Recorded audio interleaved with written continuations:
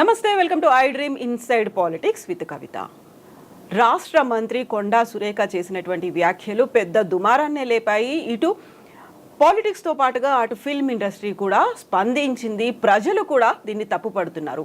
దీంతో పాటుగా వరుసగా కొండా సురేఖకు సంబంధించి గతంలో ఉన్నటువంటి వీడియోలు, ఆడియోలు ఎందుకని రిలీజ్ అవుతున్నాయి, ఓవరాల్గా కొండా సురేఖ వ్యవహార శైలి, మాట తీరు ఇంతే అనేటువంటి మాటలు ఎందుకు వినిపిస్తున్నాయి? మనతో పాటుగా ఉన్నారు పొలిటికల్ అనలిస్ట్ ప్రకాష్ గారు. ప్రకాష్ గారు నమస్కారం అండి.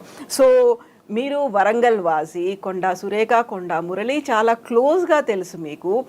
ఇప్పుడు వస్తున్నటువంటి వీడియోలు లేకుంటే తను మాట్లాడినటువంటి మాటలు, ఆడియోలు ఇవన్నీ చూస్తుంటే ఏమనిపిస్తుంది మీకు? వాళ్ళ బ్యాక్గ్రౌండ్ తెలుసు, వాళ్ళ వ్యవహార శైలి ఏంటి అనేది తెలుసు. ఎందుకని ఇంత పర్టికులర్గా తన ముందు నుంచి మాట తీరు ఇంతే అనేది ఎందుకు వినిపిస్తోంది? అంటే బిగినింగ్లో సురేఖ చాలా బాగుండే. ఆమె ఏది మాట్లాడినా కూడా ఎవరికి అభ్యంతరం ఉండకపోయేది. ఇద్దరు కూడా బహుజన కులాల నుంచి వచ్చిన వాళ్ళు, ఇంటర్ కాస్ట్ మ్యారేజ్ వాళ్ళది. కొండామూరులేమో మాకు బంధువు అవుతాడు, కమ్యూనిటీ మున్నూరు కాపు. సురేఖ పద్మశాలి, వాళ్ళది లవ్ మ్యారేజ్, స్టూడెంట్ లైఫ్ నుంచి కూడా. సో కష్టపడి పైకి వచ్చారు. మురళి కూడా తనకు కొన్ని ఇబ్బందులు వచ్చినాయి నక్సలైట్స్తో. ఆయన మీద ఒకసారి ఫైరింగ్ అయింది జెండా ఆవిష్కరణ సందర్భంగా. ఆయన చంపాలని చెప్పి ఒక గ్రూపు ప్రత్యేకంగా ప్రయత్నం చేసింది. సో ఆయన కూడా తనను కాపాడుకోవడానికి తను ఒక గ్యాంగ్ను మెయింటైన్ చేశాడు. ఇంకా అవన్నీ అందరికి తెలిసినాయి. బట్ సురేఖ ఎప్పుడు కూడా ఆయన చేసే దాడులలో కానీ దాడులలో కానీ సురేఖ భాగం కాలే.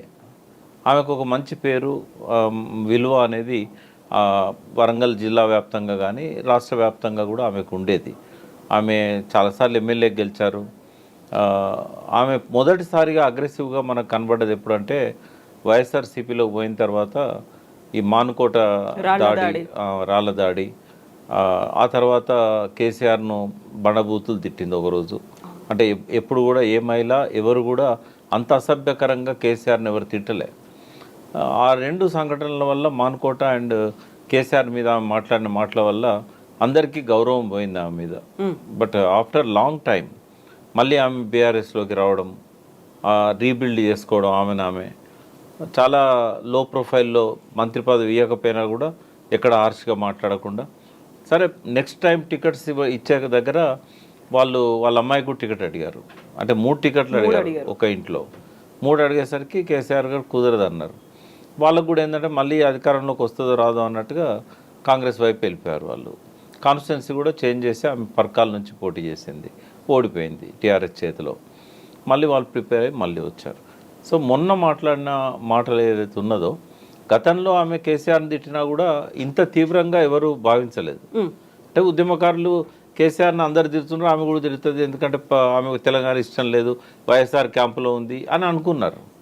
కానీ నాగార్జున వాళ్ళు రాజకీయ కుటుంబం కాదు. తర్వాత గత 70 సంవత్సరాల నుంచి నాగేశ్వరరావు కుటుంబం అనేది రాష్ట్రంలో అందరి ప్రజలకు సుపరిచితమే. ఆయన ఎన్నడూ కాంట్రవర్సీ కాలేదు, ఎప్పుడు వివాదాల్లోకి రాలేదు. నాగేశ్వరరావుతో పాటు నాగార్జున కూడా ఎప్పుడు వివాదాల్లోకి రాలేదు.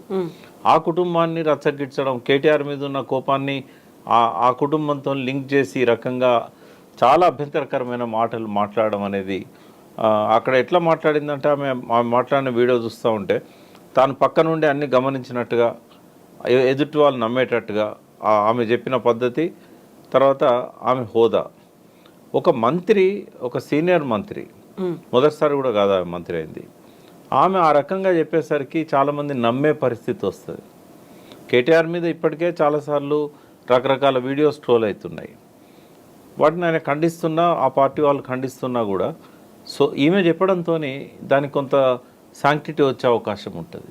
అంటే ఒక బాధ్యతాయుత స్థానాల్లో రాజ్యాంగం మీద ప్రమాణం స్వీకారం చేసి మంత్రి పదవి తీసుకొని గవర్నర్ చేతుల మీదుగా ఈ రకంగా మాట్లాడడం అనేది నాకు తెలిసి ఈమె మొదటి వ్యక్తి అని నేను అనుకుంటున్నా. అంటే రాజకీయ నాయకులు బూతులు మాట్లాడడం కొత్త కాదు, దాడులు చేయడం కొత్త కాదు. కానీ ఒక మహిళా మంత్రి ఇంకొక మహిళ గురించి, ఒక రాజకీయ నాయకుడిని భ్రష్టు పట్టించడానికి ఇంత నీచమైన ఆరోపణలు చేసి, ఒక ఇద్దరు సినీ రంగంలో ఉన్న ప్రముఖ మహిళల మీద నిరాధారమైన ఆరోపణలను నమ్మేటట్టుగా చెప్పడం అనేది ఏదైతుందో అది మనసును గాయపరిచింది. నేనైతే నిన్న కూడా ఒక ఛానల్లో చెప్పాను, ఆమె మీద చాలా గౌరవం ఉండేది, ఇప్పుడు పూర్తిగా పోయింది. ఇంకా ఆమెనైతే నేను బర్తరఫ్ చేయాలనే కోరాను రేవంత్ రెడ్డి గారిని. ఎందుకంటే ఒక పనిష్మెంట్ ఉండాలి. ఆమె మాటల్ని వెనక్కి తీసుకుంటున్నా అన్నది. మాటల్ని వెనక్కి తీసుకోగలుగుతారా? రాసిన కాగితాన్ని చింపేయగలుగుతారు, పుస్తకాన్ని చింపేయగలుగుతారు, మెయిల్ని డిలీట్ చేయగలుగుతారు, మెసేజ్ని డిలీట్ చేయగలుగుతారు, మాటల్ని డిలీట్ చేయగలుగుతారా? బేషరతుగా వెనక్కి తీసుకుంటున్నాను అన్నారు. షరతే ఉంటుంది అందులో. అది కాదు అసలు. ఆ మాటలు ఆ ఇద్దరి హృదయాలు ఎంత గాయపరిచినాయి. ఆ ఇద్దరు హీరోయిన్స్. సమంత అంటే ఎంత రెస్పెక్ట్. ఒక సావిత్రి తర్వాత మళ్ళీ ఆమెను సావిత్రి రూపంలో సౌందర్య తర్వాత ఈమెను చూసాం మనం. ఒక విలువలున్న హీరోయిన్ ఆమె సమంత. ఒక మంచి కుటుంబంలో కోడలుగా వచ్చింది. సరే, వాళ్ళకేవో మనస్పర్ధలు వచ్చి విడిపోయారు. ఆ విడిపోవడానికి కేటీఆర్ ముడిపెట్టడం ఏంది అసలు?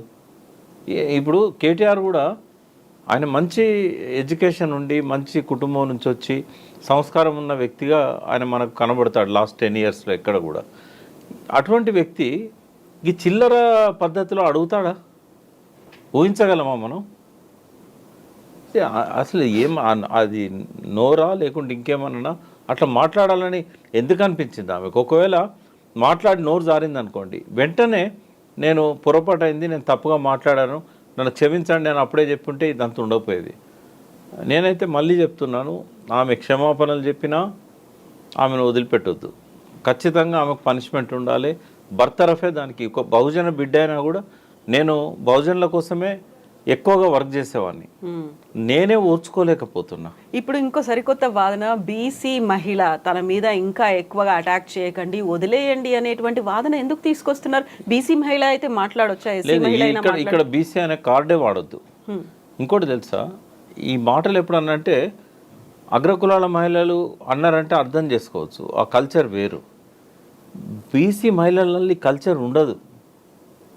ఒకవేళ తెలంగాణలో నేను ఒక తిట్టులో కూడా ఆప్యాయత ఉంటుందమ్మా. ఆ బూతు అది ఏ రకంగా ఉంటుందంటే ఒక ఆప్యాయత కనబడుతూ ఉంటుంది అందులో ఏమైనా మాట్లాడినా కూడా. ఎవరో బాగా తాగి అట్టడుగున ఉన్న వాళ్ళు ఎవరన్నా అట్లా మాట్లాడినంటే అర్థం ఉంది. ఒక మహిళగా గా స్థాయికి వచ్చి అట్లా మాట్లాడేది అసలు. 30 ఏళ్ల నుంచి ప్రజాప్రతినిధిగా ఉంటూ ఇప్పుడు మంత్రి స్థాయిలో ఉండి అది కూడా ఇప్పుడు ఎవరు కూడా ఇప్పుడు ఆమె భర్త కూడా సహించాడు ఈమె మాట్లాడిన మాటలకి. సరే, మరి ఇదేమన్నా ఒక ప్లాన్ అనేది కూడా నాకు డౌట్ ఉంది. ఎవరి ప్లాన్ అంటే ఇప్పుడు హైడ్రా మీద హైకోర్టు అక్షింతలు, మూసి మీద ఈ గొడవలు ఇవన్నీ జరుగుతూ ఉన్నాయి కదా. ఏమన్నా క్లెవర్గా ఒక సెన్సేషన్ క్రియేట్ చేయడానికి, అంటే రేవంత్ రెడ్డి మార్క్ రాజకీయం అయితే అట్లుంటుంది.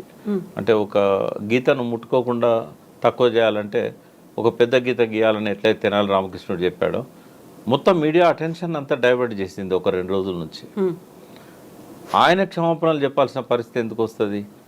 ఆయనే దీని వెనకాల ఏమన్నా నువ్వు మాట్లాడు, ఏదైనా ఉంటే నేను చూసుకుంటా అని చెప్పాడా? ఎందుకంటే ఆయన ఎందుకు సస్పెక్ట్ చేస్తున్నామంటే ఆయన కూడా మాటలు ఇష్టం వచ్చినట్టు పండబెట్టి తొక్కుతా, పేగులు మెడకేసుకుంటా, గుడ్లు బీకేస్తా, కనుగుడ్లతో గోళీలు ఆడుకుంటా, ఈ పనికి మాలిన మాటలన్నీ కూడా ఒక చీఫ్ మినిస్టర్గా ఆయన తన స్థాయిని మర్చి, తన హోదాను మర్చి తను మాట్లాడాడు.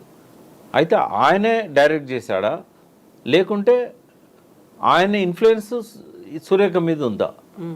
ఎందుకంటే ఒక ముఖ్యమంత్రి ఇష్టం వచ్చినట్టు, నోటికి ఇష్టం వచ్చినట్టు మాట్లాడుతూ ఉంటే నేనెందుకు మాట్లాడకూడదు అని ఏమన్నా అనుకున్నదా? ఒకవేళ రేవంత్ రెడ్డికి సంబంధం లేదు, ఇది ఈమె పొరపాటున నోరు జారిందని అనుకుంటే ఇంకొకరికి ఇది ఒక గుర్తింపుగా ఉండాలంటే ఆమెను బర్తరఫ్ చేయాలి క్యాబినెట్ నుంచి. ఇంకెవరు కూడా ఏదైనా నోరు జారేటప్పుడు సురేఖ గుర్తు రావాలి వాళ్ళకు. అట్లాంటి పనిష్మెంట్ ఇవ్వాలి ఆమెకి. లేకుంటే ఆ శాఖలను బీకేసి ఏ శాఖ లేని మంత్రిని పెట్టాలి. ఏ పనిష్మెంట్ లేకుండా నేను వెనక్కి తీసుకుంటున్నా అంటే వెనక్కి తీసుకుంటట్టుందా? పరువు బజార్న పడ్డది కదా నాగార్జున కుటుంబాన్ని, కేటీఆర్ది.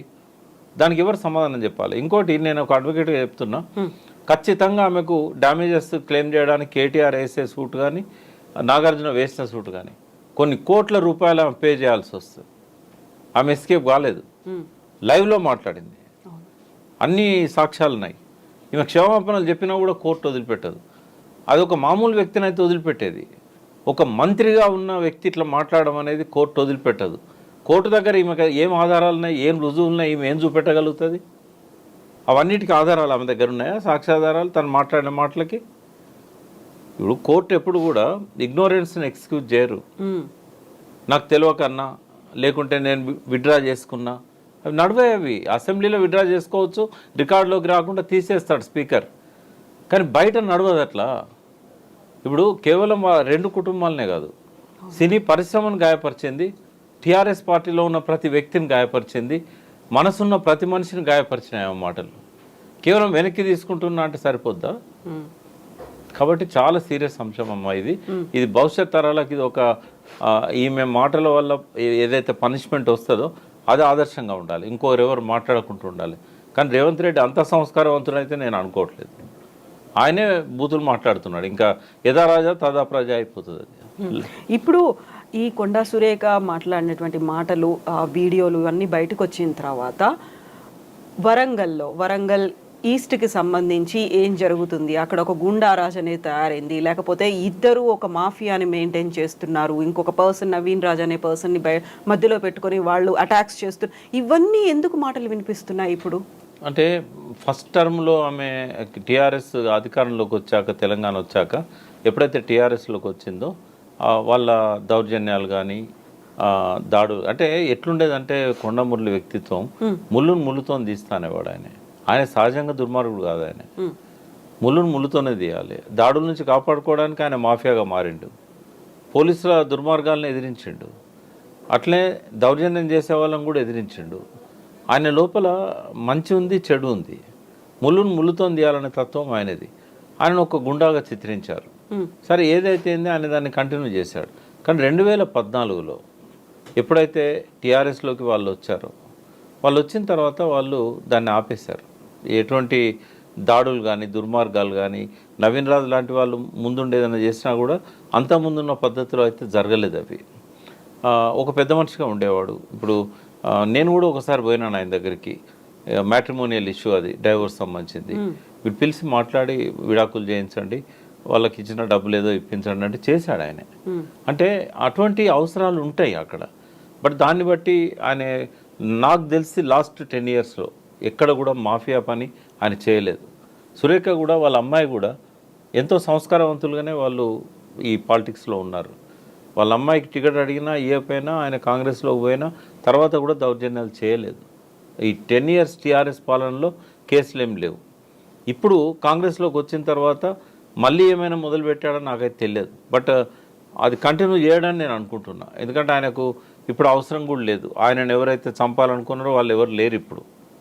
కాబట్టి మళ్ళీ ఆయన ఏదో మాఫియా అవతారం ఎత్తాల్సిన అవసరం అయితే ఆయనకు లేదు. ఆ పార్టీయే మొత్తం ధ్వంసం అయిపోయింది. ఆయన మీద ఎవరైతే చంపాలనుకున్న పార్టీ ఉందో దానికి నేను అడ్వైజర్గా ఉన్నాను. కాబట్టి ఆ రోజుల్లో నాకు తెలుసు ఆయన మీద అటాక్ ఎట్లా ప్లాన్ చేశారు, ఎట్లా తప్పించుకున్నాడు, తర్వాత వాళ్ళు ఏమనుకున్నారు, తర్వాత అక్కడి నుంచి ఆయనే వాళ్ళల్లో శత్రుశేషం లేకుండా చేయడానికి ఆయన మీద కక్ష కట్టిన వ్యక్తిని ఈయన ఎట్లా చంపించాడు. స్టేషన్ గన్పూర్ దగ్గర ఒక కల్వర్ట్ రిపేర్లో ఉన్న కాడ జీబ్లో పోతుంటే అక్కడ ఆపేసి చంపేశారు ప్రతాప్ రెడ్డి. ఈ వాజ్ ద లాస్ట్ పర్సన్ ఆయన మీద కక్ష కట్టిన వ్యక్తి, వాళ్ళ ఊరు అతనే. అయితే ఇవన్నీ తెలుసు. బట్ ఇప్పుడు అవసరం లేదు మురళికి. మురళి గత 10 ఏళ్ల నుంచి ఎట్లా ఒక సిన్సియర్గా హానెస్ట్గా ఉన్నాడో, పెద్ద మనిషిగా ఉన్నాడో కులంలో, అట్లాగే ఉంటే సరిపోతుంది. సురేఖది అనేది అన్ఫార్చునేట్, ఇట్స్ అన్ యాక్సిడెంటల్. ఆమె ఇంటెన్షన్ కన్నా యాక్సిడెంటల్ కన్నా పనిష్మెంట్ అయితే ఉండాలనేది నేను కోరుకుంటున్నా. ఆ కుటుంబానికి దగ్గరున్నా, ఆ పట్ల గౌరవం ఉన్నా కూడా ఇటువంటి భవిష్యత్తులో ఎవరు మాట్లాడొద్దు అనుకుంటే she is deserved for punishment. Exactly. ఇప్పుడు ఈ మధ్య కాలంలో వినిపిస్తుంది అంతా మహిళల మీద అటాక్స్ అనేవి. ఇప్పుడు రాజకీయాల్లో ఉన్నా లేకపోయినా ఇంట్లో ఉన్న వాళ్ళ మీద కూడా అటాక్లు అనేవి ఇలా జరగడం అనేది సోషల్ మీడియా యుగం వచ్చిన తర్వాత ఇంకా పెరిగినట్టు అనిపిస్తుంది. ఏం జరగాలంటారు? మంచిది కాదమ్మా అది. స్త్రీలను గౌరవించే దేశం అని చెప్తాము. మన ఇంట్లో కూడా ఒక తల్లి ఉంటుంది, ఒక చెల్లె ఉంటుంది. ఇప్పుడు బూత్ అనగానే అది మహిళల మీద ఎక్కువ పెట్టే విధంగా ఉంటుంది. వాడు మొదలు పెట్టడమే అమ్మతో మొదలు పెడతాడు, భార్యతో మొదలు పెడతాడు.